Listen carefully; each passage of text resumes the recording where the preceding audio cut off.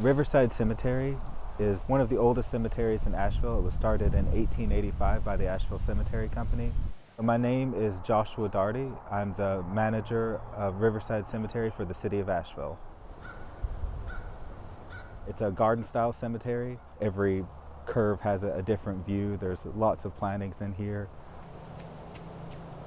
They kind of viewed it as an arboretum and planted some exotic trees. Riverside's meant to be more viewed as a garden where you'd be allowed to picnic or just walk around, more than just a cemetery was its intention.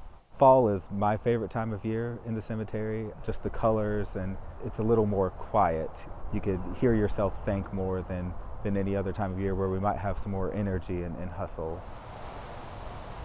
Thomas Wolfe is the name most associated with Riverside. His father, W.O., would have carved many of the early gravestones in Riverside, including some of the more elaborate ones. Now, he famously couldn't carve an angel, so out of all the angels in Riverside, they are all done by him, but they were all ordered from Italy for the most part.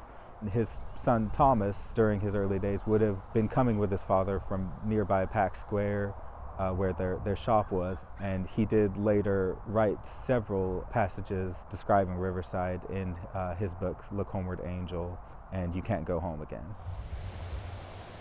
Captain James Posey is one of Riverside's more interesting residents, and he was what we would call one of Asheville's real characters of the early 19th century. He'd been a captain of a volunteer unit, and then became part of the West Virginia 6th Regiment. And after serving for 2 years in that capacity, he moved to Washington, D.C. and was appointed as a personal bodyguard in President Abraham Lincoln's household. He served in that capacity for 2 years. Not a lot of record of his service or really anyone else at that time. There's no existing photographs that we've been able to find. Whenever he came to Asheville, he was already 77 years old and nearly blind. And he would sit out in front of the fire station. He would hand out cards to all the local boys that would say, "Do not swear." So he was well known to everyone who lived here. His bad eyesight ended up being his downfall, though, because he was prone to stepping out in front of traffic. On the third incident in 1917, he stepped out in front of a wagon, and that ended up killing him at 87 years of age. He didn't have a lot of information out beyond his obituaries, which is sometimes where we find out about people in here.